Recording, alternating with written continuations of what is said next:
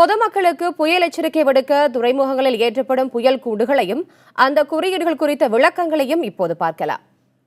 துறைமுகத்திலிருந்து வெகு தூரத்தில் காற்றழுத்த தாழ்வுநிலை ஒன்று உருவாகும் பட்சத்தில் 1ஆம் எண் எச்சரிக்கை கூண்டு ஏற்றப்படும். அதே சமயத்தில் 2ஆம் எண் எச்சரிக்கை கூண்டு ஏற்றப்பட்டால் தூரத்தில் புயல் மையம் கொண்டிருக்கிறது என்றும் துறைமுகத்திலிருந்து வெளியேறும் கப்பல்கள் மிகுந்த கவனத்தோடு இருக்க வேண்டும் என்றும் அர்த்தமாகும்.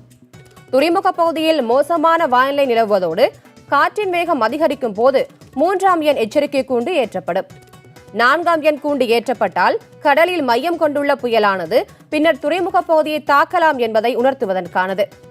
புயல் துறைமுகத்தின் வலது பக்க கரையை கடக்கும் என்பதை உணர்த்துவதற்காக 5ஆம் எண் எச்சரிக்கை கூண்டும் இடது பக்கமாக கரையை கடக்கும் என்பதை குறிக்க 6ஆம் எண் எச்சரிக்கை கூண்டும் ஏற்றப்படுகிறது. 7ஆம் எண் எச்சரிக்கை கூண்டானது புயல் துறைமுகத்தின் மிக அருகே அல்லது துறைமுகம் இருக்கும் பகுதி வழியாக கரையை கடக்கும் என்பதை குறிப்பதாகும்.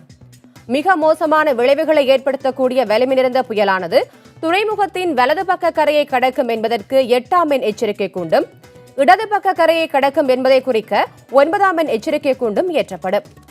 10ஆம் எண் கூண்டானது மிக கடுமையான புயல் துறைமுகம் இருக்கும் பகுதி வழியாகவோ அதற்கு மிக அருகிலோ கரையை கடக்கும் என்பதை உணர்த்துவதற்கானது.